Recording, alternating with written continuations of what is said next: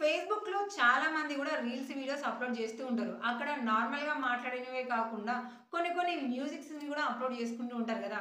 So, ఈ music తరపున కొంతమందికి ప్రాబ్లమ్ వస్తూ ఉంటది. కొంతమందికేమో ఎలాంటి ప్రాబ్లమ్ గూడా రానే రాదు. అసలు ఎలాంటి వాటికి ప్రాబ్లమ్ వస్తది? ఏ పరంగా ప్రాబ్లమ్ వస్తుంది? అనే ఇన్ఫర్మేషన్ గూడా మనకి ఎక్కడ గూడా తెలియజేయదు.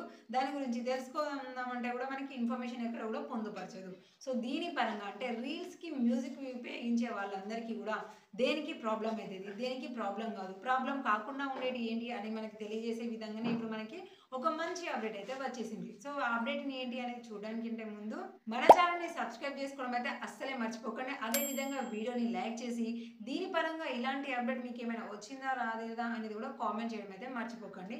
సో, ఫస్ట్ ఆఫ్ ఆల్ అయితే మాత్రం ఇది కంటెంట్ అంతా కూడా మనకి రీల్స్, వీడియోస్ పైన మాత్రమే డిపెండ్ అయి ఉంటది. అంటే మధ్యలో మళ్ళీ వీడియోస్ అని అన్నప్పుడు లాంగ్ వీడియోస్‌కి మాత్రం మీరు వెళ్ళకండి. రీల్స్ మాత్రమే. ఇప్పుడు ఇక్కడ ఎగ్జాంపుల్‌కి చూడండి. నేను ఒక రీల్ వీడియో అయితే నేను అప్‌లోడ్ చేస్తూ ఉన్నాను. అప్‌లోడ్ చేస్తున్నప్పుడు ఇక్కడ మనకి మ్యూజిక్ అంటే యాడ్ మ్యూజిక్ అనే ఆప్షన్ మీద క్లిక్ చేసుకున్న తర్వాత ఇక్కడ మ్యూజిక్స్ అన్నీ కనిపిస్తూ ఉంది. కానీ దాని కింద మనకి ఏం చూపిస్తుంది?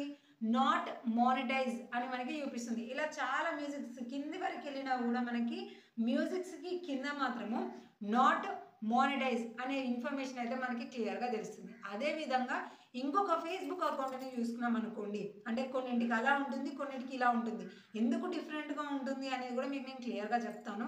అలాగే ఇంకొక ఫేస్‌బుక్ అకౌంట్ కూడా లాగిన్ అయ్యి రీల్ వీడియో అప్‌లోడ్ చేయడానికి వచ్చినప్పుడు ఇక్కడ చూడండి మనకి రెవెన్యూ షేరింగ్. ఇందాకనేమో టోటల్‌గా మనకి నాట్ మానిటైజ్ అని వచ్చేసింది. ఇప్పుడేమో మనకి రెవెన్యూ షేరింగ్ అనేది వచ్చేసింది. అంటే ఏంటి అనంటే నాట్ మానిటైజ్ అనంటే ఇప్పుడు ఇక్కడ కనిపిస్తున్న మ్యూజిక్ ఏదైతే నాట్ మానిటైజ్ అని ఉంటదో ఆ మ్యూజిక్‌ని మనం ఉపయోగించడం వల్ల ఆ వీడియోకు ఎలాంటి మానిటైజేషన్ అనేది ఉండదు. అంటే ఇప్పుడు మనం ఇది దేనికి ఉపయోగిస్తాము? రీల్స్ వీడియోస్‌కి ఉపయోగిస్తాము. మనది ఒకవేళ యాడ్స్ అండ్ రీల్స్‌లలో మానిటైజేషన్ అయిందనుకోండి. లేదు మనకి కంటెంట్ మానిటైజేషన్ అనేది కంప్లీట్ అయిపోయింది. అందులో మనకి రీల్స్ కూడా ఎర్నింగ్స్ అయితూ ఉంటాయి కదా!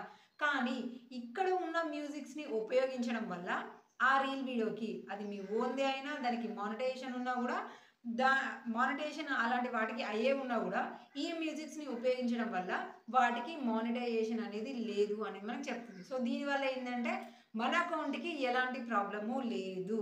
మనకు ఈ వీడియో తరపున ఎర్నింగ్స్ అవసరం లేదు అని అనుకుంటే మనం మ్యూజిక్స్ అనేది యాడ్ చేసుకోవచ్చు. లేదు మన రీల్స్ వీడియోస్‌కి మనము ఎర్నింగ్స్ మిస్ అవ్వద్దు అనంటే ఈ మ్యూజిక్స్ అనేది మనం యాడ్ చేయకుండా స్క్రోల్ చేసుకుంటూ వెళ్ళండి.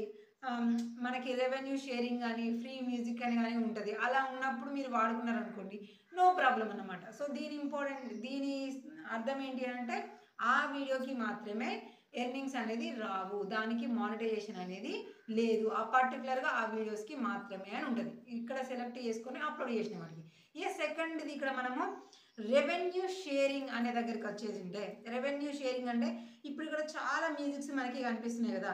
ఇలా కనిపించే వాటి కింద రెవెన్యూ షేరింగ్ అని ఉంది గదా! ఇలా ఉన్న ఏ మ్యూజిక్‌నైనా సరే మనం ఉపయోగించుకున్నాము అంటే ఆ వీడియోకి ఇప్పుడు పర్టిక్యులర్‌గా ఈ మ్యూజిక్ ఉపయోగించుకొని అప్‌లోడ్ చేసిన రీల్‌కి ఎంతైతే ఎర్నింగ్స్ అయితాయో ఆ ఎర్నింగ్స్ నుంచెళ్ళి మనకు కొంత అలాగే మిగిలింది ఈ మ్యూజిక్ వాళ్ళకి గూడా. అంటే దానికొచ్చే ఎర్నింగ్స్ అనేది గూడా షేర్ అయితాయన్నమాట. మనకిను ఈ మ్యూజిక్ వాళ్ళకి షేర్ అయిపోతాయి. సో, దీనివల్ల గూడా మన మానిటైజేషన్‌కి ఎఫెక్ట్ అనేది లేదు. ఇంతకుముందుకు చూసుకుంటే మనం ఏదన్నా కాపీరైట్ క్లెయిమ్, స్ట్రైక్ వచ్చే విధంగా వేరే వాళ్ళ మ్యూజిక్ వాడినామనుకోండి.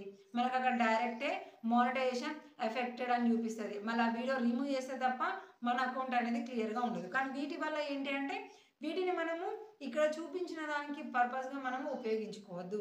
మానిటైజేషన్ లేదంటే పర్వాలేదు. ఆ వీడియోకి మనకి ఎర్నింగ్స్ కాకపోయినా పర్లేదు మనం పెట్టేసుకోవచ్చు. లేదు రెవెన్యూ షేరింగ్ అంటే మనం వచ్చే డబ్బులలో సగం మనం తీసేసుకోవచ్చు. ఆ విధంగా మనకైతే ఉంటది. ఇప్పుడు మనకి ఈ మ్యూజిక్‌లలో ఈ విధంగా 2 అప్‌డేట్స్ వచ్చినాయి. దీని పరంగా మీరు మ్యూజిక్ యాడ్ చేసుకుంటారా? వద్దనుకుంటారా? అనేది మీ ఇష్టం. యాడ్ చేస్తున్నారు అన్నప్పుడు ఇక్కడ పర్టిక్యులర్‌గా మనకి పాయింట్స్ ఏముంటే మనం యాడ్ చేసినాము అనేది చూసుకున్నారనుకోండి. దాని తర్వాత మాకు ప్రాబ్లమ్ వచ్చింది. ప్రాబ్లమ్ వస్తదా అనే డౌటు, భయం అనేది లేకుండా క్లారిటీగా ఉంటది. ఒకవేళ వీడియో చూసే వాళ్ళలో మీరు రీల్ వీడియో అప్‌లోడ్ చేసేటప్పుడు మ్యూజిక్‌కి యాడ్ షేరింగ్ అని వాడలే, రెవెన్యూ షేరింగ్ అని చూపించలేదు. నాట్ మానిటైజ్ అని కూడా చూపించలేదు. మరి మాకు ఎలాగా అనంటే సో మీకు నాకు తెలిసి ఈ అప్డేట్ రాకపోయి ఉండొచ్చు, లేదంటే మీకు మానిటైజేషన్స్ ఏవి కూడా కాకపోయి ఉండొచ్చు.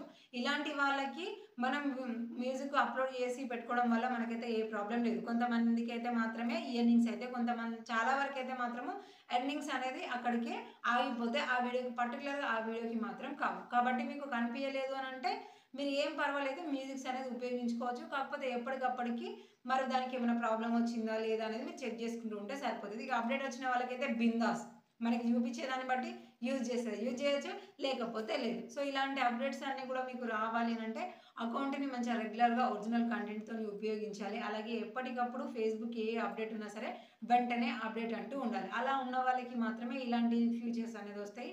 దాని నుంచి మీరు ఎఫ్బీ అనేది ఈజీగా యూజ్ చేసుకోవచ్చు. సో దీని పరంగా మీకు ఏమైనా డౌట్ ఉంటే కింద కామెంట్ సెక్షన్లో క్లియర్గా తెలియజేయండి. ఓకేనా? Thank you for watching.